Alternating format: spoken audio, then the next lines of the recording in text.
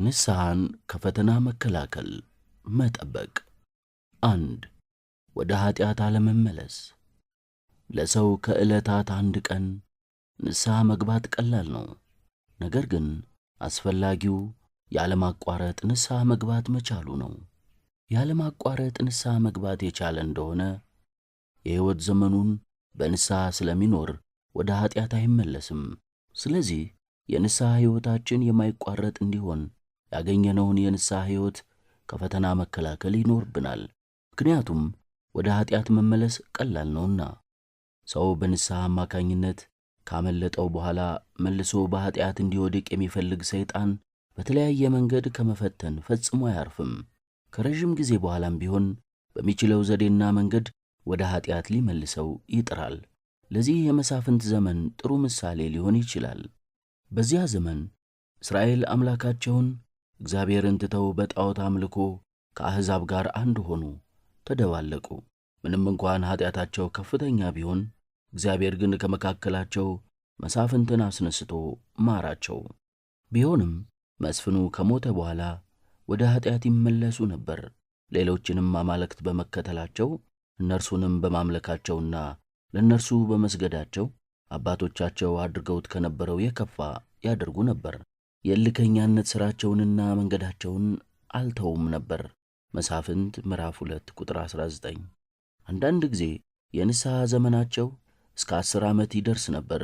ይሁን እንጂ እነርሱ ግን ዳግመኛ ወደ ኃጢአት ይመለሱ ነበር።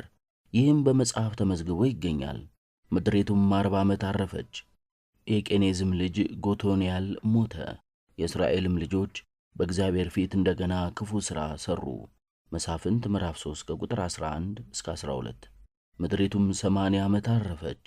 ናዖድም ከሞተ በኋላ የእስራኤል ልጆች በእግዚአብሔር ፊት እንደገና ክፉ ሥራ ሠሩ። መሳፍንት ምዕራፍ 3 ቁጥር 30። መሳፍንት ምዕራፍ 4 ቁጥር 1። ምድሪቱም 40 ዓመት ያህል አረፈች። የእስራኤል ልጆች በእግዚአብሔር ፊት ክፉ ሥራ ሠሩ።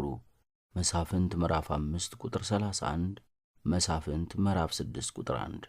ይህን የመሰለው ከንስሐ በኋላ ወደ ኃጢአት መመለስ ከልቦናቸው ፈጽመው ወደ እግዚአብሔር በማይመለሱና በንስሐ ላይ ጥብቅ አቋም በሌላቸው ሰዎች ሕይወት ውስጥ በመደጋገም የሚታይ ነው። እንዲህ አይነት ሰዎች ገና የኃጢአት ኑሮ ያልበቃቸውና ኃጢአትም የሚናፍቃቸው ናቸው። ውሻ ወደ ትፋቷ እንደምትመለስ ወደ ትፋት ኃጢአታቸው የሚመለሱ እነዚህን ቅዱስ ጴጥሮስ በጌታችንና በመድኃኒታችን በኢየሱስ ክርስቶስ ዕውቀት ከዓለም ርኩሰት ካመለጡ በኋላ ዳግመኛ በእርሷ ተጠላልፈው የተሸነፉ ቢሆኑ ከፊተኛው ኑሯቸው ይልቅ የኋለኛው የባሰ ሆኖባቸዋል። አውቀዋት ከተሰጠቻቸው ከቅድስት ትእዛዝ የሚመለሱ ከሆነ የጽድቅን መንገድ ባላወቋትም በተሻላቸው ነበርና። ውሻ ወደ ትፋቷ ይመለሳል፣ የታጠበች እሪያ በጭቃ ለመንከባለል ትመለሳለች እንደተባለው ምሳሌ በማለት ዘልፏቸዋል። ሁለተኛ ጴጥሮስ ምዕራፍ 2 ከቁጥር 20 እስከ 22። ብዙዎች ከጌታ ጋር እስከ ተወሰነ ደረጃ ሄደው ጉዞ ሲከብዳቸውና መስቀሉን ተሸክመው እስከ መጨረሻው መዝለቅ ሲያቅታቸው የጀመሩትን ጉዞ ሳይፈጽሙ ይተውታል። ወይም ደግሞ ከጌታ ይልቅ ኃጢአትን መርጠው ወደ ዓለም ይመለሳሉ።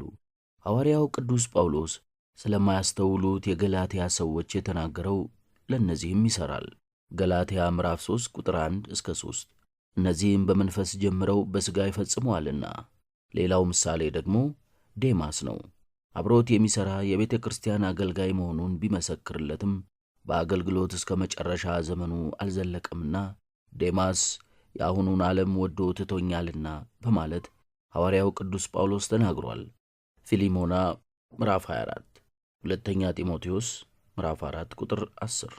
ለሐዋርያነት አገልግሎት ተጠርቶ ወንጌልን ይሰብክ የነበረውን ዴማስን የዓለም ፍቅር ወደ ኋላ ከመለሰው ከንስሐ በኋላ ሕይወትን ወደ ኃጢአት እንዳይመለስ በከፍተኛ ጥንቃቄ መጠበቅ ያስፈልጋል ማለት ነው። እንደዚህ ያሉትን ሌሎች ምሳሌዎችም ሐዋርያው ቅዱስ ጳውሎስ ብዙዎች ለክርስቶስ መስቀል ጠላቶቹ ሆነው ይመላለሱና ብዙ ጊዜ ስለ እነርሱ አልኋችሁ፣ አሁንም እንኳን እያለቀስኩ እላለሁ ካለ በኋላ መጨረሻቸው ጥፋት ነው፣ ሆዳቸው አምላካቸው ነው፣ ክብራቸው በነውራቸው ነው፣ ሐሳባቸው ምድራዊ ነው ብሏቸዋል። ፊልጵስዩስ ምዕራፍ 3 ቁጥር 18 እስከ 19። እንግዲህ ከንስሐ በኋላ ወደ ዓለም መመለስ ቀላል በመሆኑ የንስሐ ሕይወታችንን በጽኑ ካልጠበቅነውና ከኀጢአት ካልተከላከልነው ተመልሰን ወደ ኀጢአት ልንገባ እንችላለንና ንስሐ ገብተን በጀመርነው መንፈሳዊ ሕይወት ልንኩራራና ልንዝናና አይገባም። ዋናው ነገር የጀመርነውን የንስሐ ሕይወት የማይቋረጥና እስከ መጨረሻው ግብ የሚደርስ የኑሮ ፍሬ እንዲያፈራ ማስቻል ነው። ስለዚህ ንስሐ የምንገባ ሁሉ በመንፈስ ጀምረው በሥጋ እንደሚፈጽሙት መሆን የለብንም። ሳኦል ከተቀባና ከነገሰ በኋላ ታላቅም በሆነ ጊዜ ከእግዚአብሔር ጋር የጀመረውን ለመፈጸም ባለመቻሉና ወደ ኀጢአት ተመልሶ ስለበደለ የእግዚአብሔር መንፈስ ተወስዶበት የሚያስጨንቅ መንፈስ ተልኮበታል። አንደኛ ሳሙኤል ምዕራፍ 10 ከቁጥር 9 እስከ 11፣ ምዕራፍ 16 ቁጥር 14። በእግዚአብሔር ቸርነት ከግብፅ የወጡት መና ከሰማይ ወርዶላቸው ውሃ ከዓለት ፈልቆላቸው የተመገቡት ሰማያዊ ሕግ የተሰጣቸው እግዚአብሔር ያለውን ሁሉ እናደርጋለን እንታዘዛለንም ዘጸአት ምዕራፍ 24 ቁጥር 7 ያሉት እስራኤላውያን ወደ ኀጢአታቸው ተመልሰው ብዙ ጊዜ በደሉ፣ በእግዚአብሔር ላይ አንጎራጉሩ፣ የጥጃ ምስል ሰርተውም ጣዖት አመለኩ። ዘጸአት 32። በዚህም የተነሣ እግዚአብሔር ተቈጥቶባቸዋልና ተዋቸው፣ ተስፋ የገባላቸውንም ከነዓንን እንዳይወርሱ ሁሉም በምድረ በዳ ሞቱ፣ መጨረሻቸው ጥፋት ነው ተብሏልና። ስለዚህ የንስሐን ሕይወት ስለ ጀመርንበት ሳይሆን ስለምንፈጽምበት ሁኔታ አብዝተን ልንጨነቅ ይገባናል። መናፍቃንም ቢሆኑ ሕይወታቸው በኑፋቄ የሚጀምር አይደለም። ለምሳሌ አውጣኪ ጥሩ የቁስጥንጥንያ መነኩሴ ነበር። አርዮስም የታወቀ የአሌክሳንድሪያ ካህን ነበር። ንስጥሮስም የታወቀ መምህርና የቁስጥንጥንያ ሊቀ ጳጳስም ነበር። እነዚህ ሁሉ እንግዲህ መጨረሻቸው ኑፋቄ ሆነ እንጂ የጀመሩት በመንፈስ ነበር። ከዚህም ለንስሐ ሕይወታችን በእጅጉ ልንጠነቀቅለትና ከክፉ አወዳደቅም ልንከላከልለት የሚገባ መሆኑን እንማራለን። ከጥፋት ለመዳን ከሰዶም መውጣት ብቻውን በቂ አልነበረም፣ ወደ ሰዶም አለመመልከትም ጭምር እንጂ። የሎጥ ሚስት በመላእክት እጅ ተይዛ ከሰዶም ወጣች፣ እሳቱም አላቃጠላትም። ነገር ግን ወደ ኋላዋ ብትመለከት የጨው ሐውልት ሆና ቀርታለች። ዘፍጥረት ምዕራፍ 19 ቁጥር 16። ስለዚህ የንስሐን ሕይወት መኖር ከጀመርን በኋላ ወደ ኋላ ዞረን ትተነው የመጣነውን ኀጢአትና የዓለም ኑሮ መመልከት አያስፈልግም። በንስሐ ሕይወት ተጠናክሮ ወደፊት መግፋት ነው እንጂ። ወደ ኋላው የሚሄድ የገነባውን የሚያፈርስ ሰውን ይመስላል።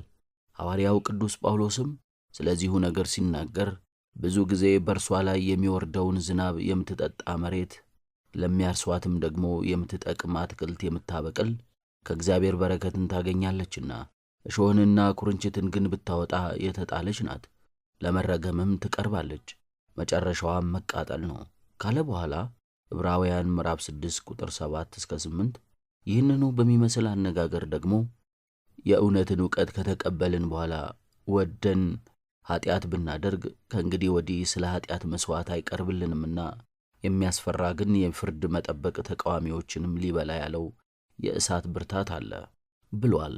ዕብራውያን ምዕራፍ 10 ቁጥር 26 እስከ 27። ስለዚህ ንስሐ በምንገባ ጊዜ መኩራት ሳይሆን መፍራት ይገባናል። ሐዋርያው ቅዱስ ጳውሎስም አንተም ከእምነት የተነሣ ቆመሃል፣ ፍራ እንጂ የትዕቢትን ነገር አታስብ በማለት ይመክረናል። ሮሜ ምዕራፍ 11 ቁጥር 20። ስለሆነም ልባችን በእምነት የጸና በእግዚአብሔርም የሚታመንና በእርሱም ኃይል ንስሐ በመግባት ሰይጣንን ድል የሚያደርግ መሆን ይገባዋል።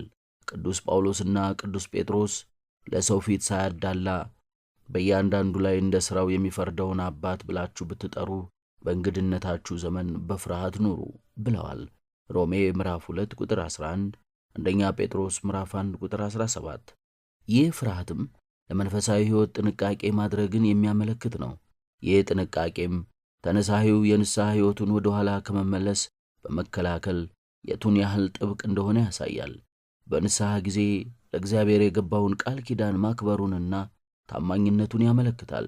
ተነሳሂው ቀድሞ የነበረበት የኀጢአት ሕይወት ስለማይረሳውም ወደዛ አይመለስም። እንግዲህ ከወዴት እንደወደቅህ አስብ፣ ንስሐም ግባ የሚለውን ቃል ዘወትር ያስባልና ራእይ ምዕራፍ 2 ቁጥር 4። ወደ ቀደመው የኀጢአት ሕይወት አለመመለስ ማለት ከንስሐ በፊት የነበሩትን ክፉ ልማዶች ፈጽሞ ማስወገድ ማለት ነው። ለምሳሌም አንድ ሰው የእግዚአብሔርን ቸርነት አውቆ ንስሐ ከመግባቱ በፊት ቁጡ ሊሆን ይችላል። በንስሐ ዘመኑ ቁጣውን ካልተወ ንስሐ ገብቷል ሊባል አይችልም። ስለዚህ የቁጡነቱን ልማድ ፈጽሞ ከልቦናው ማስወገድ ይገባዋል። በመጽሐፍ ፍቅር ያስታግሳል፣ ፍቅር ያስተዛዝናል፣ ፍቅር አያቀናናም፣ ፍቅር በራስ አያስመካም፣ ፍቅር አያስታብይም፣ ፍቅር ለእኔ ብቻ ይድላኝ አያሰኝም፣ ፍቅር አያበሳጭም የሚለው የቅዱስ ጳውሎስ ምክር ተመዝግቧል። አንደኛ ቆሮንቶስ ምዕራፍ 13 ከቁጥር 4 እስከ 5። እግዚአብሔር አምላካችንም ብስጭትንና ንዴትን አይወድም። ሐዋርያው ቅዱስ ያዕቆብ ይህንን በተመለከተ ሰው ሁሉ ለመስማት የፈጠነ ለመናገርም የዘገየ ለቁጣም የዘገየ ይሁን፣ የሰው ቁጣ የእግዚአብሔርን ጽድቅ አይሠራምና ሲል የተናገረው ለዚህ ነው። ያዕቆብ ምዕራፍ 1 ቁጥር 20። ቅዱስ ጳውሎስም ስለዚሁ ሲያስተምር መራራነትና ንዴት፣ ቁጣም፣ ጩኸትም፣ መሳደብም ሁሉ ከክፋትም ሁሉ ጋር ከእናንተ ዘንድ ይወገዱ፣ እርስ በርሳችሁ ቸሮችና ሩህሩሆች ሁኑ ብሏል። ኤፌሶን ምዕራፍ 4 ከቁጥር 31 እስከ 32። ንስሐ የገባ ሰው ቁጣውንና ብስጭቱን ካልተወ በዚህ ልማዱ ሌሎችን ሰዎች ማሰናከሉ አይቀርም። አሮጌውን እራፊ በአዲሱ ልብስ ላይ እንደመለጠፍ ነው። ማቴዎስ ወንጌል ምዕራፍ 9 ቁጥር 16። ስለዚህ ከዚህ ክፉና ከፈቃደ እግዚአብሔር ውጪ ከሆነ ልማድ መለየትና ልቦናንም ከእርሱ ማጽዳት በንስሐ ለሚኖር ብቻ ሳይሆን ለክርስቲያኖች ሁሉ ተገቢና ጠቃሚ ነው። ምናልባት ስለ እግዚአብሔር ቤትና ስለ ሃይማኖታችን ልንበሳጭና ልንቆጣ እንችላለን። ቁጣው ራሱ ግን መንፈሳዊ ሊሆን ይገባል። በመጽሐፍ ተቆጡ፣ ነገር ግን ኃጢአትን አታድርጉ ተብሏልና መዝሙር 4:4። ይሁን እንጂ የዚህ መንፈሳዊ ቁጣ ግቡ ብቻ ሳይሆን ሂደቱና አገላለጡ አነጋገሩም ጭምር መንፈሳዊነት ያልጎደለውና ወደ ኃጢአትነት የማያመራ መሆን አለበት። መንፈሳዊ ነው በሚል ሰበብም የተጠናወተንን ክፉ ልማድ ለመሸፋፈን መሞከር የለብንም። እጅግ ቁጡ የሆነን እንደሆነና መራራ ቁጣ የምንቆጣ ከሆነ አገልግሎታችንን የምናስነቅፍ ከመሆኑም በላይ ጠባያችን ከክፉ አመል ያልነጻና ከሰዎች ጋርም መልካም ግንኙነት የማድረግ መንፈሳዊ ዘዴ የሌለን መሆኑን እናንጸባርቃለን። በዚህም እንሰናከላለን። ንስሐችንም አማናዊ አይሆንም። ስለ እግዚአብሔር ቤትና ስለ ሃይማኖታችን በመቆርቆር የምንበሳጨው ብስጭትና የምንቆጣው ቁጣ ከዓለማዊውና ሥጋዊ ብስጭትና ቁጣ በይዘቱ በባሕሪውና ባገላለጡ እንዲሁም ባፈጻጸሙ ፈጽሞ የተለየ ነው። መንፈሳዊና ሰማያዊ በመሆኑ በመንፈሳዊ ቃላት የሚገለጥና የሚነገር፣ ትሑት በመሆኑ ወደ ኃጢአት አያመራም። ለምሳሌ አቢግያ ስለ እውነት ከዳዊት ጋር በተከራከረች ጊዜ ጥበብና ማስተዋል በተሞላበት አኳኋን ተናገረች እንጂ አልተቆጣችም ነበር። አንደኛ ሳሙኤል ምዕራፍ 25። ጌታችንና መድኃኒታችን ኢየሱስ ክርስቶስም ኃጢአቷን ለመደበቅ ለሞከረችው ሳምራዊት ሴት ኃጢአቷን በነገራት ጊዜ በመንፈሳዊና በማይጎዳ ሁኔታ እንጂ በቁጣ አልነገራትም። ዮሐንስ ወንጌል ምዕራፍ 4። ስለዚህ የእግዚአብሔር ልጆች የሆንን ሁሉ ኃጢአትንና ወደ ኃጢአት የሚያደርሰንን ክፉ ልማዳችንን በመንፈሳዊ መንገድ እንጂ በቁጣ ልንቃወም አይገባም። ንስሐ ከመግባታችን አስቀድሞ የቁጡነትና የብስጭትነት ልማድ ከነበረብን ከንስሐ በኋላ በምንኖረው ሕይወት እግዚአብሔር እንዲደሰትብንና ንስሐችንም እውነተኛ እንዲሆን የመቆጣት የመበሳጨትና የመናደድ ክፉ ልማዳችንን ፈጽሞ ከእኛ ማራቅ ያስፈልገናል። ሌላው ምሳሌ ደግሞ መራገምና መንፈሳዊ ወቀሳን ማደባለቅ ነው። አንድ ሰው ከንስሐ በፊት በነበረው ሕይወት ተራጋሚ ከነበር ንስሐ ገባ ወይንም ንስሐ እንደገባ ራሱን ቆጠረ። ነገር ግን የተወሰኑ ልማዶቹን ከራሱ አላስወገደም። ከንስሐ በኋላ መራገሙንና መርዘኛ ንግግሩን አልተወም። ሌሎችንም ስለ ኃጢአታቸው ሲወቅስ ይገኛል። እንዲህ አይነቱ ሰው በንስሐ የሚኖር መሆኑን የረሳ፣ የሚወቅሰውና መውቀስም ያለበት ራሱን ብቻ እንደሆነ የዘነጋ፣ የራሱንም ኃጢአት ያልረሳና ያልተወ ነው። በእርሱ ግምት ሐዋርያው ቅዱስ ጳውሎስ ዝለፍና ገስጽ ምከርም ሲል ለጢሞቴዎስ የነገረውን መፈጸሙ ነው። ነገር ግን መንፈሳዊውን ዘለፋ፣ ተግሣጽና ምክር ግን አላወቀውም። ሁለተኛ ጢሞቴዎስ ምዕራፍ 4 ቁጥር 2። የመገሰጽን ዘዴም ፈጽሞ ረስቶታል። እንዲህ ብሎ ለደቀ መዝሙሩ ለጢሞቴዎስ የመከረ ቅዱስ ጳውሎስ የኤፌሶንን ካህናት ደግሞ ስለዚህ 3 ዓመት ሌሊትና ቀን በእንባ እያንዳንዳችሁን ከመገሰጽ እንዳላቋረጥኩ እያሰባችሁ ትጉ በማለት የመገሰጽን ዘዴ አስተምሯል። የሐዋርያት ሥራ ምዕራፍ 20 ቁጥር 31። እኛ ሰዎችን ስንገስጽና ስንመክር በፍቅርና በእንባ ነው ወይስ በኩራትና በበላይነት ስሜት? በንስሐ ሕይወት የሚኖር ሰው ማንንም አይገስጽም።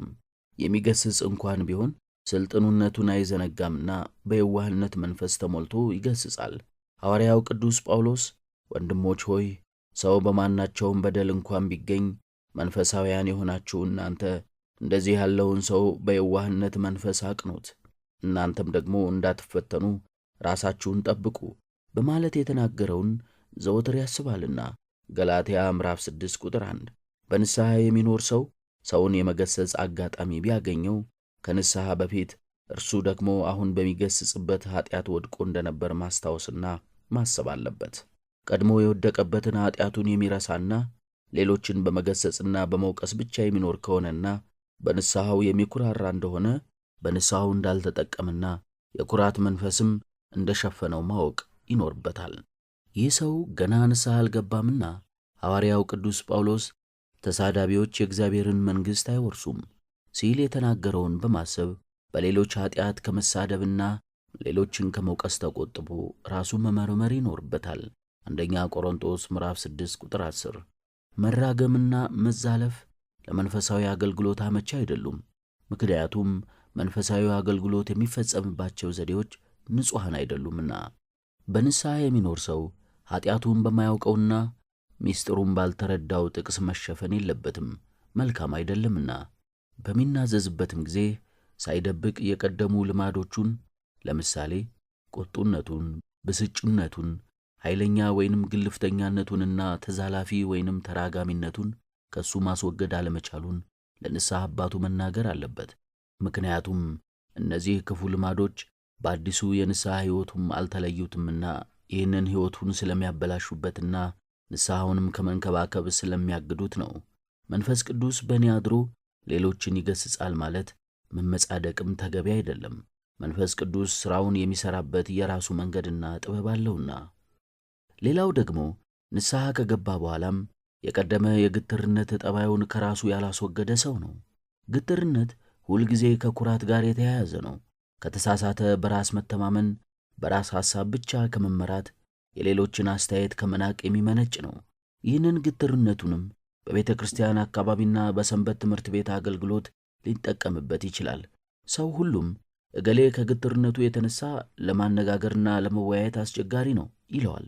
ከዚህ ግትርነቱ ባሻገር በቤተ ክርስቲያን አገልግሎቱ ከፍተኛ ኃላፊነት የተሰጠው ንቁ፣ ሰባኪ፣ ስለ መንፈሳዊነትም የሚናገር የነገረ መለኮት አዋቂ፣ ዶግማውንና የቅዱሳንንም ታሪክ ሁሉ ጠንቅቆ የሚያውቅ በአጠቃላይ ሊቅ ሊሆን ይችላል።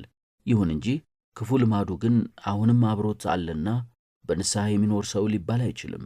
በእስራኤል መካከል የነበሩት ተረፈ ከነዓናውያን ቀስ በቀስ እስራኤላውያንን እግዚአብሔርን እንዳስረሷቸውና ጣዖት እንዳስመለኳቸው እንደተጋቧቸውና እንደተዋለዷቸው ወደ ኃጢአትም ለመመለስ ምክንያት እንደሆኗቸው ሁሉ ከንስሐ በኋላ ፈጽሞ ያልተወገዱ ክፉ ልማዶችም ወደ ኃጢአት ለመመለስ ምክንያት ይሆናሉና መወገድ አለባቸው።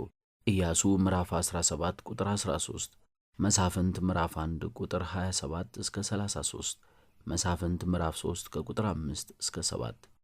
ይህ ሰው ግን ግትርነቱን ለእውነት መቆም ነው ሊለው ይችላል። እውነት ግን የሌሎችን ሐሳብና አስተያየት ወደ ማክበርና ወደ ትሕትና ይጠራዋል። ቢሆንም አንዳንድ ኃጢአቶች የበግ ለምድ የለበሱ የሚያሳስቱ ሊሆኑ ይችላሉ። እውነታው ግን ያለፈው ጠባይ ወይንም አመል አሁንም መኖሩ ነው። ይህ ሰውም በንስሐ አማካኝነት ከብዙ ኃጢአቶች ተላቆ ሊሆን ይችላል። ይሁን እንጂ ካለፈ ኃጢአቱ ግን አልተላቀቀም። ወደ ንስሐ ሕይወቱም ይዞት ገብቷል። በአዲሱ ሕይወት ውስጥ አሮጌውን አመሉን ይፈጽማል። ከንስሐ በኋላ የቀደመ አመላቸውን መተው ያልቻሉ ብዙዎች ለመውደቅና ወደ ኃጢአት ለመመለስ ተገደዋል። ብዙዎች ደግሞ ይህን ያለፈ ልማዳቸውን ባለማስተዋል በታላላቅ ኃጢአቶች ተዘፍቀዋል። ስለዚህ እኛም በውስጣችን ያለውን የቀደመ የግትርነት ጠባይ በማስወገድና የሰዎችን መልካምና መንፈሳዊ ምክር በትሕትና በመቀበል የንስሐ ሕይወታችንን ልንመራ ይገባል። ሌላኛው ምሳሌ ደግሞ ንስሐ ከገባ በኋላ የሚፈርድና የሚተች ሰው ነው። ይህ ሰው ይህን የመፍረድና የመተቸት ኃጢአት እየፈጸመ ከኖረ ከረጅም ጊዜ በኋላ ወደ ንስሐ ሕይወት ይገባል። በዚህ ጊዜ ትኩረቱ ጎልተው በሚታዩት ኃጢአቶቹ ላይ በመሆኑ እንደቀደመው ከመፍረድና ከመተቸት ለተወሰነ ጊዜ ተቆጥቧል።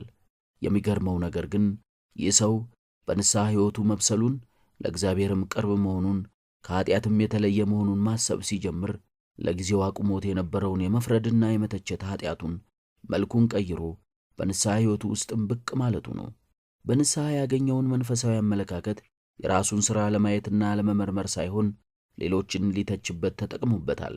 ይህም መንፈሳዊውን አመለካከት በሕይወቱ ውስጥ ማኖርና በንስሐ ሕይወት ማደግ ሳይሆን የመፍረድንና የመተቸትን ኃጢአት ከራስ ማራቅ አለመቻል ነው።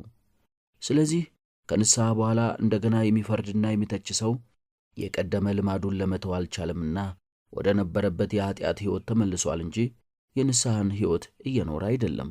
የሚፈርድና የሚተች ሰው ራሱን ከሌሎች የተሻለ አድርጎ ስለሚያምን ሁሉን ነገር ያለ ርኅራኄ ይተቻል፣ በሁሉም ላይ ይፈርዳል። ለምን እንዲህ ታደርጋለህ ብለው በጠየቁት ጊዜም በነቢዩ ኤርምያስ ቃል ተወግተው ስለሞቱ ስለ ሕዝቤ ሴት ልጅ ሰዎች ሌሊትና ቀን አለቅስ ዘንድ ራሴም ውሃ ዓይኔም የእንባ ምንጭ በሆነልኝ በማለት ስለ ሌላው እንጂ ስለ ራሱ ሕይወት ማሰብ እንደሌለበት ለማስረዳት ይሞክራል። ኤርምያስ ምዕራፍ 9 ቁጥር 1። ነገር ግን ይህ ሰው ስለ ሌላ ሰው ከማልቀስ በፊት ስለ ራሱ ኃጢአት ማልቀስ በተገባው ነበር። ይህ ሰው ንስሐ ከገባ በኋላ ሊለቀስበት የሚገባ ኃጢአት በእርሱ ሕይወት ውስጥ መኖሩን በማስተዋል ራሱን ከዚህ ከማንጻት ይልቅ ዓይኖቹን የሌሎችን ሰዎች ኃጢአት ለማየት የተከፈቱ ስለሆኑ ሰዎችን ሲተችና በእነርሱም ሲፈርድ ይኖራል። ራሱን ደግሞ ጻድቅ አድርጎ ንስሐ ከማያስፈልጋቸው ሰዎች ጋር ይመድባል። የሉቃስ ወንጌል ምዕራፍ 15 ቁጥር 7። በዚህ ደግሞ ፈሪሳዊውን ይመስላል ተመጻድቋልና። የሉቃስ ወንጌል ምዕራፍ 18 ቁጥር 9 እስከ 14። እርሱ በሳምንት 2 ቀን እንደሚጾም ቀማኛ፣ አመፀኛና አመንዘረኛ እንዳልሆነ ነገር ግን መመጻደቅን ከእርሱ ማስወገድ እንዳልቻለው ፈሪሳዊው ሰው።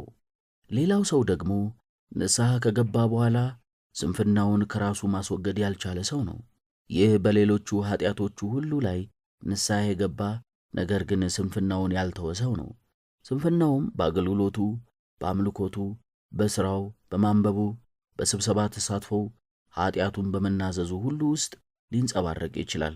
ለምን እንደሚሰንፍ ሲጠይቁትም ጌታ ኢየሱስ ክርስቶስን ማፍቀሬ በቂ ነው በማለት መልስ ይሰጣል። ለእግዚአብሔር ያለው ፍቅር ለስንፍናው ምክንያት መሆኑ የሚገርም ነው። ሐዋርያው ቅዱስ ጳውሎስ ግን ለሥራ ከመትጋት አትለግሙ፣ በመንፈስ የምትቃጠሉ ሁኑ፣ ለጌታ ተገዙ፣ በተስፋ ደስ ይበላችሁ፣ በመከራ ታገሱ፣ በጸሎት ጽኑ በማለት ነው የሚመክረው። ሮሜ ምዕራፍ 12 ቁጥር 11 እስከ 12። ጌታችን ኢየሱስ ክርስቶስም ራሱ የሚወደኝ ትእዛዜን ይጠብቃል ነበር ያለው። የዮሐንስ ወንጌል ምዕራፍ 15 ቁጥር 10። ትእዛዙ ለሥራ መትጋትና በጸሎት መጽናት ከሆነ ይህ ሰነፍ ሰው የእግዚአብሔርን ትእዛዛት የሚፈጽመው በስንፍናው ነውን? ሌላው ንስሐ ከገባ በኋላ የሚያጭበረብርና የሚያታልል ሰው ነው። ይህ ሰው በማጭበርበርና የተለያዩ ዘዴዎችን በመጠቀም ከፈለገው ግብ እንዴት ሊደርስ እንደሚችል ያውቃል። ንስሐ ከገባም በኋላ ይህንን የማጭበርበርና የማታለል ልማዱን ከእርሱ አላስወገደውም። በንስሐ ሕይወት ውስጥ እያለም አልፎ አልፎ ወደዚያው ሊመለስ ይችላል። በቤተ ክርስቲያን አገልግሎት ላይ ሊፈታ የማይችል ችግር መፈጠሩን በሰማ ጊዜ ችግሩን እፈታ ዘንድ ለእኔ ተውልኝ ይላል። እንዴት ልትፈታው ትችላለህ ሲሉትም ዘዴውን ሁሉ ስለማውቀው እኔ በማውቀው ዘዴ አቃልለዋለሁ ይላል። ንስሐ ከመግባቱ በፊት ይህንን እየፈጸመ የኖረ በመሆኑም መፍትሔውን መፈለግ አያቅተውም። ሰዎችም ይህንን አስቸጋሪ ሁኔታ እንዴት አቃለለው ሊሉ ይችላሉ። ከንስሐ በፊት የነበረውን በኃጢአት የኖረበትን ልማድ አልተወምና ከንስሐም በኋላ ስለተጠቀመበት ችግሩን ሊፈታው ችሏል። ይሁን እንጂ የሰው ንስሐ አልገባም፣ ክፉ ልማዱን ከልቦናው አላስወገደምና። እርሱ ግን ከንስሐ በፊት ለዓለማዊ ጥቅም ያደረገው የነበረውን ከንስሐ በኋላ ለቤተ ክርስቲያንና ለእግዚአብሔር ብሎ ያደረገው በመሆኑ ሊጽናና ይችላል። ስለዚህ በሠራው የማጭበርበር ሥራ ራሱን አይወቅስም። ስለዚህም ከንስሐ ሕይወቱ ይወጣል ይወድቃልም። የቀደመው አመሉ ምንም ሳይሻሻል አብሮት ስላለ አወዳደቁ የባሰ ይሆናል። ከንስሐ በኋላ እንኳ በሰውኛ ጥበብ መመካቱ አብሮት በመኖሩና በራሱ ዘዴም በመታመኑ ይህ በመንፈሳዊነቱ ላይ አሉታዊ ተጽዕኖ ያሳድርበታል። ፍጻሜውም በንስሐ ሕይወቱ ከግብ ሳይደርስ መውደቅ ይሆናል። በእርሱ ዘንድ ንስሐ ማለት አበይት ኃጢአቶችን መተው ብቻ ይመስለዋልና። ሌላኛው ደግሞ ንስሐ የገባ ነገር ግን ራሱን የሚያጸድቅና የሚመጻደቅ ነው። ይህ ራሱን ትክክለኛ አድርጎ መቁጠርን እንደ መልካም የሚቆጥር ነው። በሁሉም ነገር እርሱ ምንም እንደማይበድል ሁሉ ማንኛውንም ምክርና እርማት አይቀበልም። እንዲህ አይነቱ ሰው ምንም እንኳን በአገልግሎቱ ከፍተኛ ደረጃ የደረሰ ቢሆን ራሱን በማጽደቁና በመመጻደቁ ስፍር ቁጥር የሌላቸው ኃጢአቶችን ሊፈጽም ይችላል፣ ፈጽሞም ይሆናል። ስለዚህ በንስሐ ሲኖሩ ራስን ከማጽደቅና በሰሩትና በሚሰሩት መልካም ነገር በሚፈጽሙትም አገልግሎት መመጻደቅን ከራስ ማራቅ ይገባል። ሌላው ደግሞ ንስሐ ከገባ በኋላ በብስጭት የሚፈተን ሰው ነው። ይህ ሰው ከንስሐ በኋላ በሚኖረው መንፈሳዊ ሕይወት ውስጥ የተለያዩ ፈተናዎችና ችግሮች ሲያጋጥሙት የሚበሳጭና ሰላሙን የሚያጣ ነው። ራሱንም እንደማይጠቅምና ተስፋም እንደሌለው ይቆጥራል። ብስጭት የሰይጣን ጾር ነው። የእግዚአብሔር ልጆች ብስጮች አይደሉም፣ ምክንያቱም ከመንፈስ ፍሬዎች መካከል ደስታና ሰላም አሉና። ገላትያ ምዕራፍ 5 ቁጥር 22። ከብስጭትም የተነሳ ሰው ከመንፈሳዊ ጉዞው ሊወጣ ወደ እግዚአብሔርም የሚያደርሰውን መንገድ ሊስት ይችላል። በመሆኑም ከንስሐ በኋላ በምንኖረው ሕይወት ከቀደመው አኗኗራችን ይዘን የመጣነውን ክፉ ልማድ እናውቅና ከእኛም እናስወግደው ዘንድ በነጻነትም እንድንኖር ራሳችንን በጥልቅ ልንመረምር ይገባል። ከነዓንን የወረስን ሲመስለን በምድረ በዳ የጠፋን እንዳንሆን። ከአሮጌው ሕይወት የኀጢአት ቅሬት ራሱን ንጹሕ ያደረገ ሁሉ ያለ ድካም የእግዚአብሔርን መንገድ ያዘጋጃል። የንስሐን ሕይወት ከጀመረ በኋላም ወደ ኋላ አይመለስም። ሌላውና የመጨረሻው ምሳሌ ከንስሐ በኋላ በገንዘብ ፍቅር ወይንም በፍቅረ ነዋይ የወደቀው ሰው ነው። በንስሐ የሚኖር ሰው እንዴት በገንዘብ ይታለላል እንል ይሆናል። ይሁን እንጂ ሰውየው ንስሐ ከመግባቱ በፊት ገንዘብ የሚወድና ስስታም ሊሆን ይችላል። በኋላም ንስሐ ገብቶ ወይንም ንስሐ እንደገባ በማሰብ ከእግዚአብሔር ጋር በአዲስ ሕይወት ይኖራል። ምናልባትም በቤተ ክርስቲያን የታወቀ አገልጋይ ወይንም በገዳም የሚኖር መነኩሴ ሊሆን ይችላል። በዚህ ደረጃ ቢደርስ እንኳን የቀደመው አሮጌው ኀጢአት ወይንም ፍቅረ ነዋይ የረቀቀ ገጽታ ይዞ ሊከሰት ይችላል። ፍቅረ ነዋይ ለቤተ ክርስቲያን ወይንም ለገዳም ነው በሚል ዳግመኛ ይመጣል። ይህም የሚከሰተው ከንስሐ ሕይወትና ከመንፈሳዊነት ጋር በማይጣጣም ሁኔታ ነው። በዚህ ደረጃ ሰውየው እኔ ለገንዘቡ የምሳሳው ለእግዚአብሔር ቤት ብዬ እንጂ ለራሴ የማገኘው አንዳች ጥቅም የለም በማለት ራሱን ያጽናናል። ምንም እንኳ የተናገረው እውነት ቢሆን ዓላማውና ገንዘቡ የተሰበሰበበትም ዘዴ መንፈሳዊ አይደለ ዓለማዊ በመሆኑ ከፍቅረ ንዋይ ሊለይና ብሕትውናው ወይንም ዓለምን መናፈቅ ሊሰኝ አይችልም። ይህንን የመሰለው ክፉ አመል በቤተ ክርስቲያንና በሀገረ ገንዘብ ላይ ኃላፊነት ባላቸው ጥቂት ሰዎች ሕይወት ውስጥ ሊንጸባረቅ ይችላል። በእነዚህ ሰዎች ዘንድ የንስሐ ሕይወት አለ ለማለት አይቻልም። ይህ ድሃዎቹን በማይረዱ ሀብታም አብያተ ክርስቲያናትም ሊታይ ይችላል።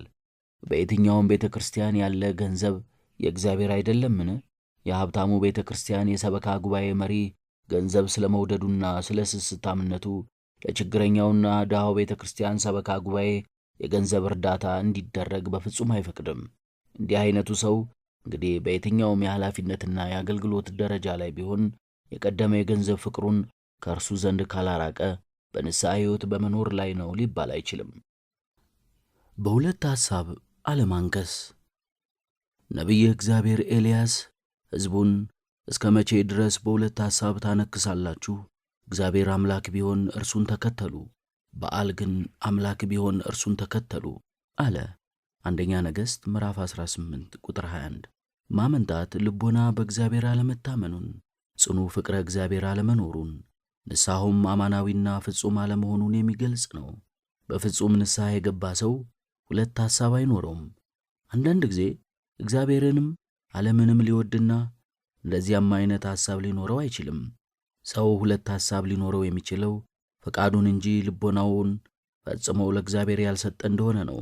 ይህም ማለት እጆቹን ለሚያወጣው መልአክ ሰጥቶ ልቡን ግን ገና ከሰዶም ከምትቃጠለዋ ከተማ ያላወጣ እንደሆነ ነው። በልቡ ሁለት ሐሳብ ያለው ሰው የሚገባውን ንስሐም እግዚአብሔርን ደስ ለማሰኘት ብሎ እንጂ ቅድስናን በመሻት አይደለም፣ የዘላለሙን መከራና የገሃነሙን ቅጣት በመፍራት ነው እንጂ በልቡ የቅድስና መሻትን ፍቅረ እግዚአብሔር ኖሮ አይደለም።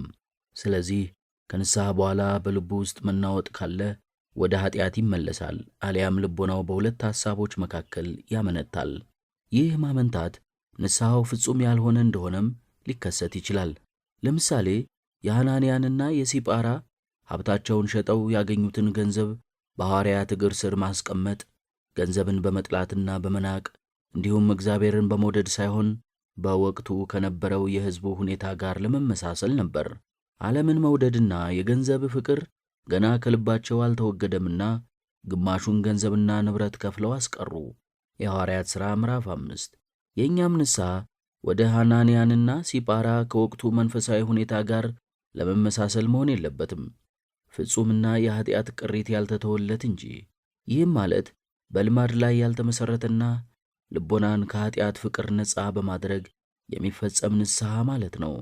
ፍጹም ያልሆነና ለመመሳሰል ተብሎ የሚፈጸም ንስሐ በሁለት ልብ ማመንታትን ይጋብዛል። ራሔል የአባቷን የላባን ቤት ትታ ያዕቆብን ተከትላ ስትሄድ ያዕቆብን ብትወደውና ከአባቷ ጋር መውጣትን ፈልጋ ቢሆንም የአባቷን ጣዖትም ይዛ ነበር።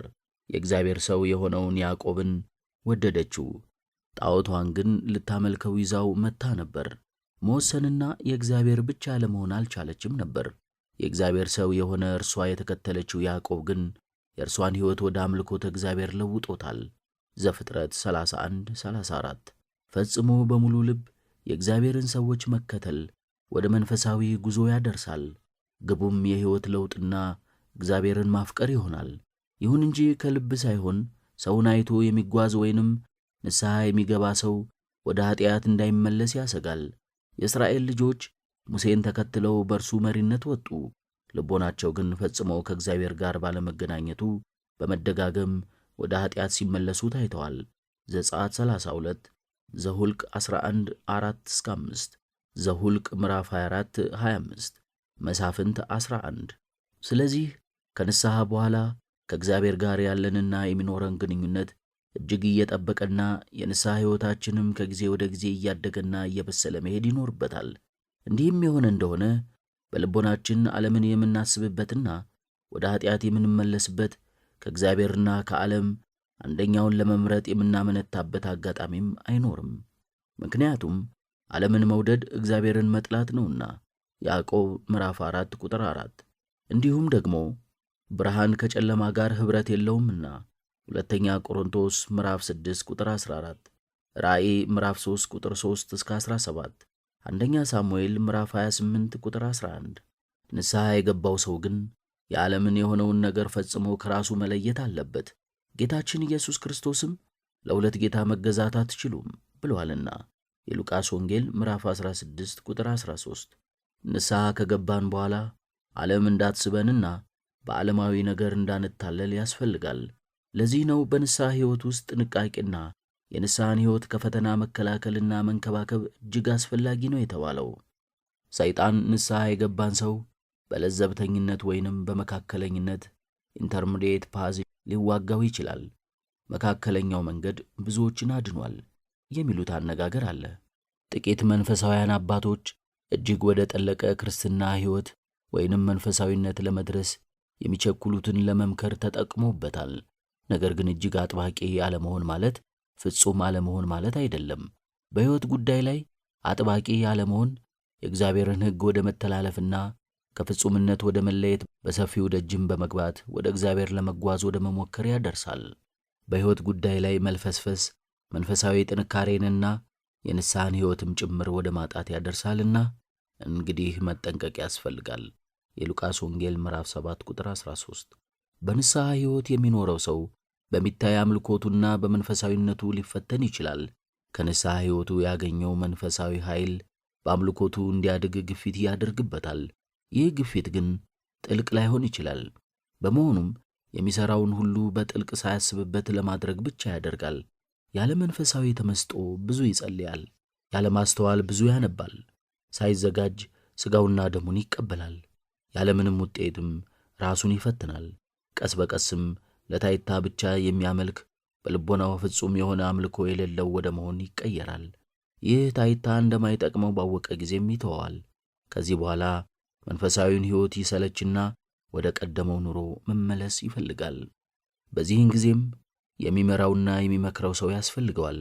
የመንፈሳዊ አምልኮ ምንነትና እንዴትም በመንፈሳዊነት መኖር እንደሚቻል እግዚአብሔርም ከመንፈሳውያን ምግባራት ከመጾም፣ ከመጸለይ፣ ከተመስጦውና ከሌላው ሁሉ በፊት እርሱን በፍጹም ፍቅር የሚወድ ልብ እንደሚፈልግ የሚነግረው ሰው ያስፈልገዋል። ከልብ ያልመነጨና ለታይታ ብቻ ተብሎ የሚፈጸመውን አገልግሎት እግዚአብሔር እንደማይወደውና እንደማይቀበለው በሚገባ መረዳት አለበት። ሁልጊዜም እግዚአብሔር ይህ ሕዝብ በከንፈሩ ያከብረኛል፣ ልቡ ግን ከእኔ በጣም የራቀ ነው በማለት የተናገረውን እያሰበ አምልኮቱንና መንፈሳዊ አገልግሎቱን ፍጹም ማድረግ አለበት። የማቴዎስ ወንጌል ምዕራፍ 15 ቁጥር 8። ለታይታ የሚኖር መንፈሳዊ ሕይወት ከንስሐ የራቀ ነው። መንፈሳዊነት የሚታይና የተገለጠ አይደለም፣ ጥልቅና ውስጣዊ ነው። ለዚህ ነው መድኃኒታችን ሕግን በመጠበቃቸው ብቻ በሕይወታቸው ውስጥ መንፈሳዊነት ሳይኖር ይመጻደቁ የነበሩትን ጸሐፍት ፈሪሳውያን ይገሥጻቸው የነበረው። እነርሱ በሚታይ ነገር የሚመጻደቁ እንጂ የንስሐ ሰዎች አልነበሩምና መንፈሳዊነትም በእነርሱ ዘንድ አልነበረም። እኛም እንግዲህ ንስሐችን እንዲታወቅልን፣ አምልኮታችን እንዲታይልን የምንሻ መሆን የለብንም።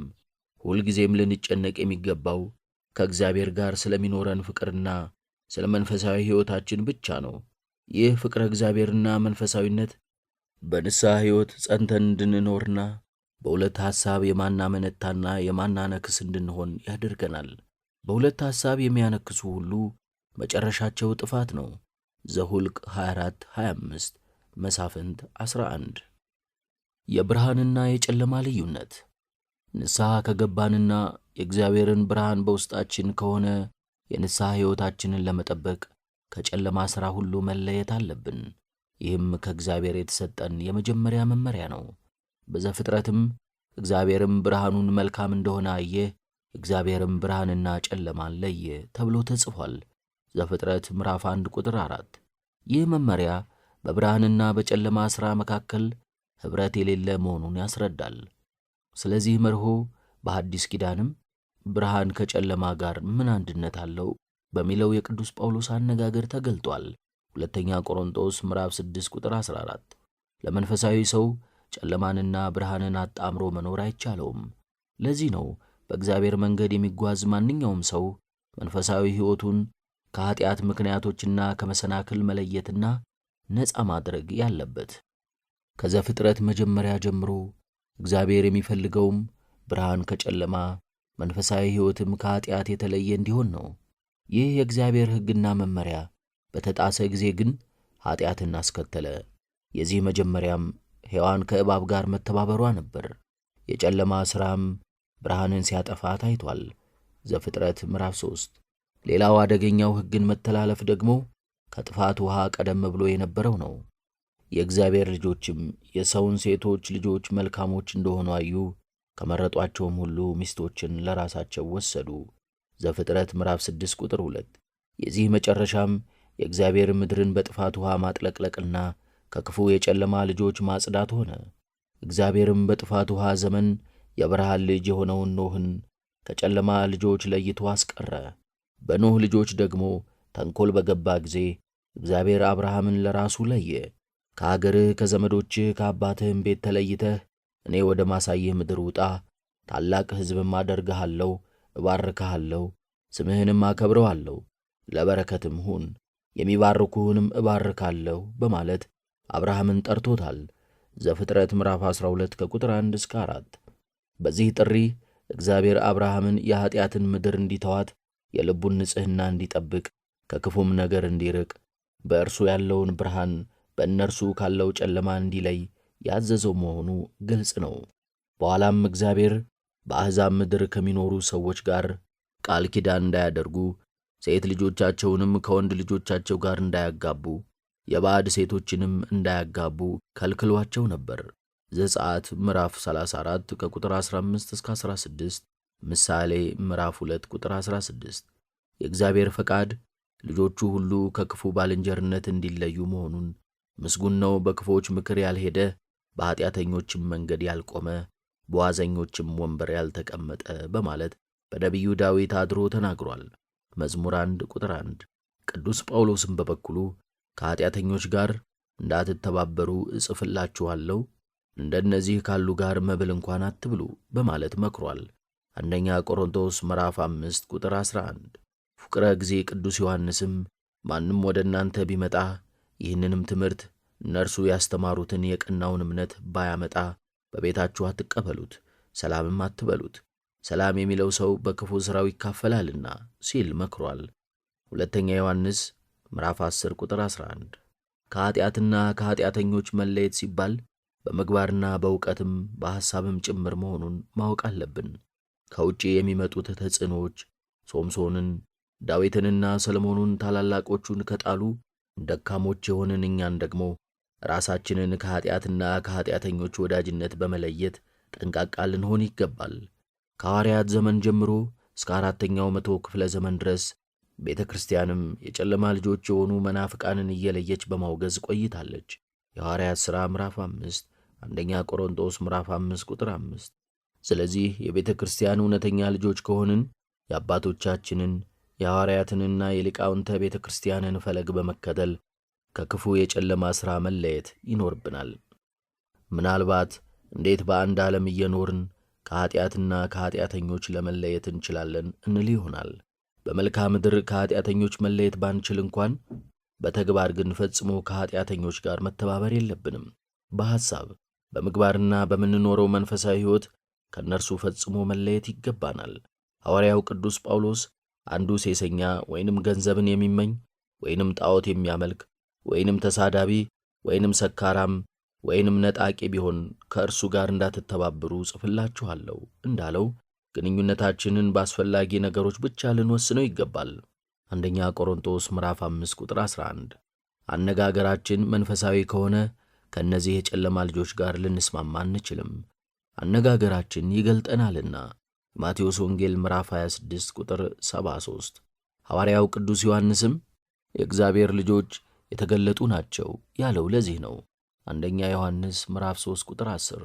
ከዓለማውያን መካከል እንኳን ቢሆኑ ጠባያቸው፣ አመለካከታቸው፣ አነጋገራቸውና ማንነታቸው ይገልጣቸዋልና በዚህ እግዚአብሔር ብርሃንን ከጨለማ እንዴት እንደለየ በግልጽ ልንረዳ እንችላለን።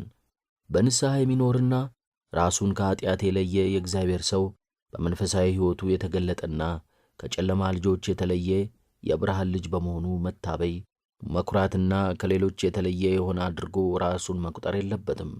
መመጻደቅና ራሱን የተሻለ አድርጎ መገመትም ከእርሱ አይጠበቅም። ከእርሱ የሚጠበቀው በማንኛውም የኃጢአት ሥራ ከኃጢአተኞችና ከዚህ ዓለም የጨለማ ልጆች ጋር ከመተባበር ርቆ መገኘት ነው። ሐዋርያው ቅዱስ ጳውሎስ እንደተናገረው አለመተባበር ብቻ ሳይሆን ይህንን ዓለም መምሰልም አያስፈልግም። ሮሜ ምዕራፍ 12 ቁጥር 2። በንስሐ የሚኖር ሰው ኃጢአተኞችን በኃጢአታቸው አይመስላቸውም። ስለ መዳናቸው እየጸለየላቸው ያዝንላቸዋል እንጂ ኃጢአተኞች በመሆናቸው አይፈርድባቸውም። ከኃጢአተኞች ጋር መተባበር ባለመቻሉም ስለ ድካሜ እንጂ የተሻልኩ ሆኜ አይደለም፣ የውጭው ዓለም በቀላሉ ሊያሸንፈኝ የሚችል ሥጋዊ ፍላጎቴንም ለመቋቋም ኃይል የሌለኝ በመሆኔ መለየትን መርጬ እንጂ በመኩራትና በመመጻደቅ አይደለም፣ ኃጢአቴን እኔ ያውቀዋለሁና ይላል። በዚህ ደግሞ ኃጢአተኞችን ወደ ንስሐ ለማምጣት ሲሉ ኃጢአተኞች በሚውሉበት ድረስ በመሄድ ጉብኝት ከሚያደርጉት ካህናት የተለየ ነው። እርሱ ከእነርሱ ጋር መደባለቅን ይሸሻልና፣ ካህናቱ ግን በመካከላቸው ሆነው ወንጌልን ይሰብካሉ። በመንፈሳዊ ሕይወት የበሰሉ እውነተኛ ምስክሮች፣ የእግዚአብሔር መልእክተኞችና እንደራሴዎችም ናቸውና። ስለዚህ በንስሐ የሚኖረው ሰው እኔ ደካማና ኃጢአት በቀላሉ የሚያሸንፈኝ ስለሆንኩና የመቋቋም ኃይል ስለሌለኝ ከኃጢአተኞች ባልንጀርነት ራሴን ማራቅ ይሻለኛል ይላል። እንዲህ ባለችው ትሕትናውም መንፈሳዊ ልቡን ይጠብቀዋል።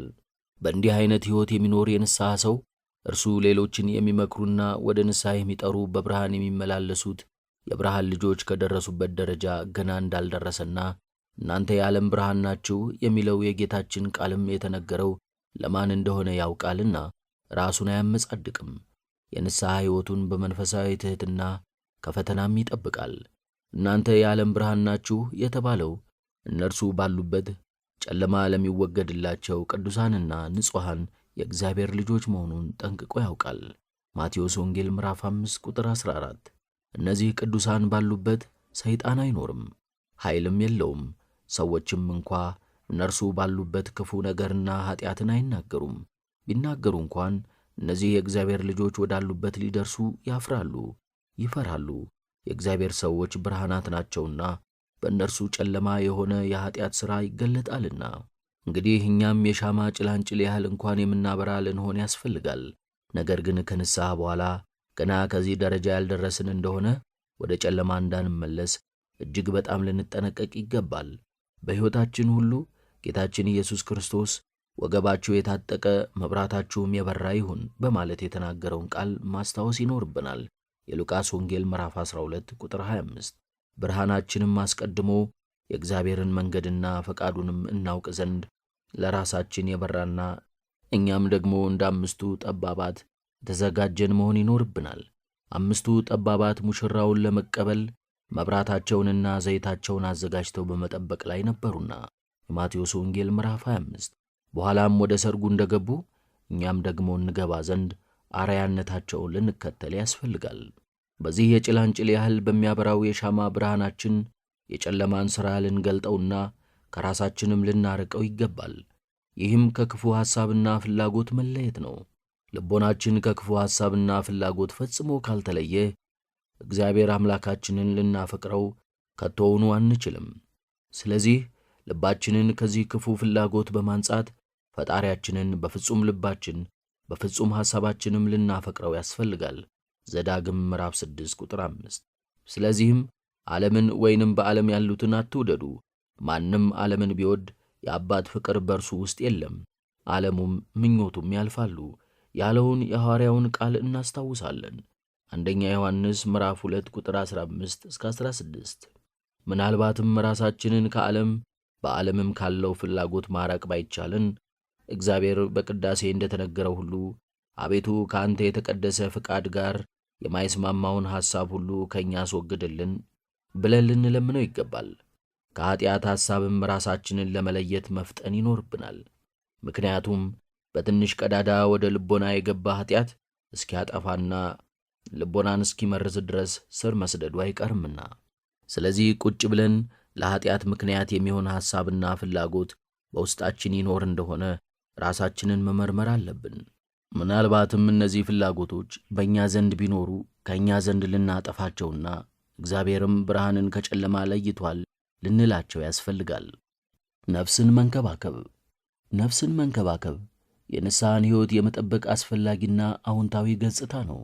ቀደም ብለን የተመለከትናቸው ክፉ ልማድን ማስወገድ፣ በሁለት ሐሳብ አለማመንታት፣ የብርሃንና የጨለማ ልዩነት የንስሐን ሕይወት ከመጠበቅ አንጻር አሉታዊ ጥንቃቄዎች ናቸው። ነፍስን መንከባከብ ደግሞ አዎንታዊ ጥንቃቄን የሚያመለክት ነው። ጠንካራ ነፍስ ሰውን በንጽሕና ይጠብቀው ዘንድ ይችላልና። ማንኛውም ሰው ለሥጋው እንደሚያስብ ሁሉ ለነፍሱም ማሰብ አለበት የሚባለው ለዚህ ነው። ሰው ሥጋውንም ነፍሱንም እኩል መጠበቅ ይኖርበታል።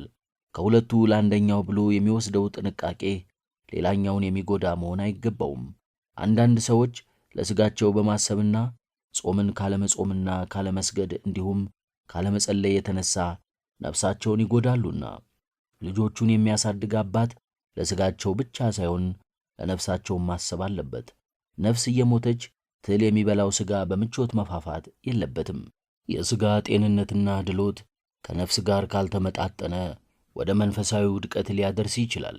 የነፍስ ጤንነት ግን ሥጋንም ጤነኛ ያደርጋል። ነፍስ ከታመመች ሥጋም በሽተኛ መሆኑ አይቀርም። ስለዚህ ከሥጋ ይልቅ ለነፍስ ጤንነት ልንጨነቅና መንፈሳዊ ሕይወታችንን ልንጠብቅ ያስፈልጋል።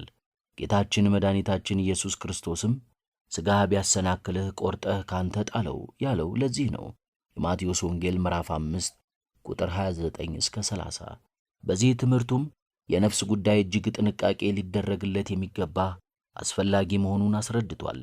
በመሆኑም ነፍስን ለማዳን የሥጋን ፍላጎትና አስፈላጊም ከሆነ ሥጋን መሥዋዕት ማድረግ የሚገባ ሊሆን ይችላል። ጌታችን ኢየሱስ ክርስቶስ የተሰቀለውና ደሙን ያፈሰሰው ነፍሳችንን ለማዳን ብሎ ነውና። ነፍሳችንም በመስቀል ላይ ለእኛ ቤዛ ሆኖ በፈሰሰው የክርስቶስ ደም የተገዛች ናት። ለእኛ ያለችን አንዲት ነፍስ ብቻ ናትና ብናጣት ሁሉን እናጣለን፣ ብናድናት ሁለመናችን ይድናል፣ ሁሉን እናገኛለን። መድኃኒታችን ኢየሱስ ክርስቶስ ሰው ዓለምን ቢያተርፍ ነፍሱንም ቢያጎድል ምን ይጠቅመዋል?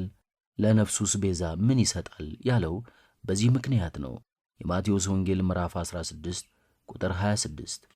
ነፍሳችንን ልናጠፋ የምንችለው እኛ ብቻ ነን። ሰዎች ሥጋችንን ሊገሉ፣ ሊያስሩ፣ ሊያሰቃዩትም ይችሉ ይሆናል። ነፍሳችንን ግን ምንም ሊያደርጉ አይችሉም። ነፍሳችን የሥጋ ሕይወትና ሰማያዊት ናትና ልንጠብቃትና ልንከባከባት ይገባል። ከዚህ በመነሳት ነው ሐዋርያው ቅዱስ ጳውሎስ ነገር ግን የውጭው ሰውነታችን ወይንም ሥጋችን ቢጠፋ እንኳ የውስጡ ሰውነታችን ወይንም ነፍሳችን ዕለት ዕለት ይታደሳል ያለው ሁለተኛ ቆሮንቶስ ምዕራፍ 4 ቁጥር 16። ሥጋችንን በየዕለቱ እንደምንመግበው ነፍሳችንንም እንዲሁ በየዕለቱ ከቃለ እግዚአብሔር ልንመግባት ይገባል። ሥጋ እንደሚያድግ እንዲሁ ደግሞ ነፍስም በጸጋ ታድጋለች። ጌታችን ኢየሱስ ክርስቶስ ደግሞ የእኔስ መብል የላከኝን ፈቃድ አደርግ ዘንድ ሥራውንም እፈጽም ዘንድ ነው በማለት ተናግሯል። ዮሐንስ ወንጌል ምዕራፍ 4 ቁጥር 34። ነፍስም የምታድገው ከእግዚአብሔር አፍ በሚወጣ ቃል ሁሉ ነው። የማቴዎስ ወንጌል ምዕራፍ 4 ቁጥር 4። ስለዚህ ነፍሳችን የእግዚአብሔርን ቃል እየተመገበችና ፈቃዱንም እየፈጸመች ልታድግ ይገባል። ሥጋችን በቀን 3 ጊዜ ይመገባል። እንዲሁ ሁሉ ነፍሳችንም በተወሰነ ጊዜ ምግቧን ማግኘት የሚገባት መሆኑን መዘንጋት የለብንም። ለሥጋችን የተመጣጠነ ምግብ በማዘጋጀትና በሕክምና ጤንነቱን ለመጠበቅ እንደምንጨነቅ ሁሉ ለነፍሳችንም ቅዱሳት መጻሕፍትን እንደ ምግብና ጾም፣ ጸሎት፣ ስግደት፣ ምጽዋት፣ ምግባር፣ ትሩፋትን እንደ ሕክምና በማዘጋጀት ልንጨነቅለት ያስፈልጋል። ነፍሳችን ቅድስናንና ንጽሕናን የምትራብ የምትጠማ ናትና በየጊዜው ልንመግባት ይገባል። ማቴዎስ ወንጌል ምዕራፍ 5 ቁጥር 6። ሥጋችን ምግብ ሲያጣ እንደሚደክም ሁሉ ነፍስም ምግቧን የእግዚአብሔርን ቃል ስታጣ ትደክማለች። ከምግብ እጦት የተነሣ ሥጋ እንደሚታመም ነፍስም ከቃለ እግዚአብሔር እጦት የተነሣ ትታመማለች። ለሥጋ በሽታ ሐኪም እንደሚያስፈልገው ለነፍስ በሽታም መንፈሳዊ ሐኪም ያስፈልጋል። የነፍስ መንፈሳውያን ሐኪሞችም መምህራነ ንስሐና መንፈሳውያን አማካሪዎች እንዲሁም የወንጌል ሰባኪዎች ናቸው። መድኃኒቱም የእግዚአብሔር ቃል የማይወሰን ስለሆነ እንደየበሽታው ዓይነት ሊወሰድ ይገባል። ብዙ ጊዜ ለነፍስ ልናደርግ ከሚገባው አስበልጠን ለሥጋ ስንጨነቅ እንታያለን። ስለዚህም አንድ መንፈሳዊ አባት ጠቢቡ ሰለሞን ባሪያዎች በፈረስ ላይ ሲቀመጡ መሳፍንትም እንደ ባሪያዎች በምድር ላይ ሲሄዱ አየሁ በማለት የተናገረውን ሲተረጉመው በፈረስ ላይ የተቀመጠ ባሪያ ሥጋ ነው፣ በምድር ላይ የሚሄድ መሳፍንትም ነፍስ ናት። እንደ ሥጋ ክብርን አትሻምና ክብርን የሚሻ ሥጋ ግን ከፍ ከፍ አድርጉኝ ይላል ብለዋል። መክብብ ምዕራፍ 10 ቁጥር 7። ስለዚህ ነፍሳችንን በሚገባት ስፍራ አድርገን በእጅጉ ልንጠብቃትና ልንንከባከባት ይገባናል። ሥጋችን እንደሚዋብ ሁሉ ነፍሳችንም መዋብንና ማጌጥን ትፈልጋለች። የነፍስ ጌጧ ግን ገድል፣ ምግባርና ትሩፋት ነው። ሐዋርያው ቅዱስ ጴጥሮስ በእግዚአብሔር ፊት ዋጋው እጅግ የከበረ የዋህና ዝግተኛ መንፈስ ያለው የማይጠፋው ልብስ ይሁንላችሁ እንዳለው የሙሽራ ልብስ ትለብሳለች። አንደኛ ጴጥሮስ ምዕራፍ 3 ቁጥር 4፣ የማቴዎስ ወንጌል ምዕራፍ 22 ቁጥር 11 እስከ 12። ይህንን የሰርግ ልብስ የለበሰች እንደሆነ ወደ ሰርጉ ቤት ልትገባ ትችላለች። ነፍስ እጅግ ያማረ ሸማ ትለብሳለች፣ እርሱም የቅዱሳን ጽድቃቸው ነው። ራእይ ምዕራፍ 19 ቁጥር 8። በእግዚአብሔርም ፊት ነጭ ልብስ ተጎናጽፋ ትቆማለች።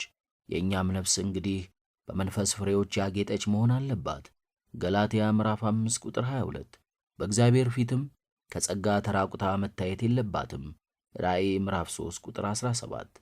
ስለዚህ ሥጋችን ቢያጌጥ ምንም እንደማይረባን አውቀን ቅዱስ ዳዊት ንግሥቲቱ በወርቅ ልብስ ተጎናጽፋ በቀኝህ ትቆማለች እንዳለ ንግሥት የምትሆን ነፍሳችንን የወርቅ ልብስ በሆነ የጽድቅ ሥራ አስጊጠን በመጨረሻው ቀን ሙሽራውን ለመቀበል እንደተዘጋጀች ሙሽሪት በእግዚአብሔር ፊት ማቆም አለብን። መዝሙር 44:9፣ ራእይ ምዕራፍ 21 ቁጥር 2። ስለዚህም በንጽሕናና በቅድስና ወርቅ የተለበጠና የከበረ ንጹሕ ልብ ሊኖረን ይገባል። ዘጸአት ምዕራፍ 25 ቁጥር 11። ነፍስን በመንከባከብና በመጠበቅ የሚከተሉትን ትእዛዛት ዘወትር ማስታወስ ይገባል። ሀ በመንፈስ ብንመላለስ የሥጋን ምኞት አንፈጽምም። ገላትያ ምዕራፍ 5 ቁጥር 16። ለ መንፈስ የሞላብን ወይንም መንፈስ ቅዱስ ያደረብን እንሁን። ኤፌሶን ምዕራፍ 5 ቁጥር 18። ሐመርኋ በመንፈስ የምንቃጠል እንሁን። ሮሜ ምዕራፍ 12 ቁጥር 11። በዚህም እግዚአብሔርን በመንፈስ እናመልከዋለን። ፊልሞን ምዕራፍ 3 ቁጥር 3። በመንፈስ እንጸልያለን፣ በመንፈስም እንዘምራለን። አንደኛ ቆሮንቶስ ምዕራፍ 14 ቁጥር 15። የመንፈስ ፍሬዎችንም እናፈራለን። ገላትያ ምዕራፍ 5 ቁጥር 22። ምክንያቱም በመንፈስ የሚዘራ ከመንፈስ የዘላለም ሕይወት እንደሚያጭድ እናውቃለንና። ገላትያ ምዕራፍ 6 ቁጥር 8። ይህንን በመሰለ መንፈሳዊ ሕይወት የተመላለስን እንደሆነ የንስሐ ሕይወታችንን ከፈተና እንጠብቃለን። ወደ ኋላም ተመልሰን የተውነውን ኀጢአት አንሠራም። ስለዚህ መንፈሳዊ ሕይወታችንን ማጠንከርና ማጽናት ይገባናል። የማይፈተን የለም። በመንፈሳዊ ሕይወቱ ጠንካራና በፈተና የሚጸና ሰው ቤቱን በዓለት ላይ እንደሠራ ሰው ነውና ነፍሳችንን በጽኑ መሠረት ላይ ልናቆማት ያስፈልጋል። ማቴዎስ ወንጌል ምዕራፍ 7 ቁጥር 24 እስከ 25። ይህ ጽኑ መሠረትም የእግዚአብሔር ቃል ነው። ነፍሳቸውን ዘወትር የእግዚአብሔርን ቃል የሚመግቡ ሰዎች ዙሪያዋ በግንብ እንደታጠረ ከተማ ጸንተው ይኖራሉ። ፍጹም ንስሐ እንግዲህ በእግዚአብሔር ፍቅር ላይ የተመሠረተና ከእርሱ ጋር የሚያገናኝ ነው። ሐዋርያው ቅዱስ ጳውሎስም ፍቅር ለዘወትር አይወድቅም ያለው ለዚህ ነው። አንደኛ ቆሮንቶስ ምዕራፍ 13 ቁጥር 8። ጠቢቡ ሰለሞንም ብዙ ውሃ ፍቅርን ያጠፋት ዘንድ አይችልም ብሏልና መኃልየ መኃልይ ምዕራፍ 8 ቁጥር 7። በፍቅረ እግዚአብሔር ላይ የተመሠረተ የንስሐ ሕይወት እስከ መጨረሻው የጸና ይሆናል። ስለዚህ ከንስሐ በኋላ ከእግዚአብሔር ፍቅር እንዳንለይ ከእቅፉም እንዳንወጣ የናቅናት ዓለምና የተውነው ኀጢአታችን እንዳይናፍቀን ወደ ነበርንበትም እንዳንመለስ ለአምላካችን ለእግዚአብሔር የገባንለትን ቃል ኪዳን እንዳናፈርስ በእጅጉ ልንጠነቀቅ ያስፈልጋል። ቀድሞ የነበርንበት የኀጢአት ኑሮና የውጤቱ መራራነት ትዝ እያልን እንድንጠላውና ራሳችንም ከኀጢአትና ከኀጢአተኞች ምግባርና ሐሳብ መለየት እንድንችል ተግቶ ከመጸለይ ጋር መምህራነ ንስሐዎቻችንን በየጊዜው እያገኘናቸው በመንፈሳዊ ምክር የምንኖር ሰዎች መሆን ይገባናል። አንደኛ ነገሥት ምዕራፍ 2 ቁጥር 3። በራሳችንም ማስተዋል ከመጓዝ መጠበቅ አለብን። በመጽሐፍ በፍጹም ልብህ በእግዚአብሔር ታመን፣ በራስህም ማስተዋል አትደገፍ ተብሏልና መሳፍንት ምዕራፍ 3 ቁጥር 5። ስለዚህ ሥራችን ሁሉ ለሚጠፋ መብል ሳይሆን ለዘላለም ሕይወት ሊሆን ይገባል። ዮሐንስ ወንጌል ምዕራፍ 6 ቁጥር 27። እግዚአብሔር አምላካችን የዘላለም ሕይወት በምናገኝበት ጽኑ ክርስትና ራሳችንን በምንመረምርበት ንጹሕ ልቦና በምክረ ካህን በምንኖርበት ትሕትና እንዲያጸናን ቅዱስ ፍቃዱ ይሁን። አሜን።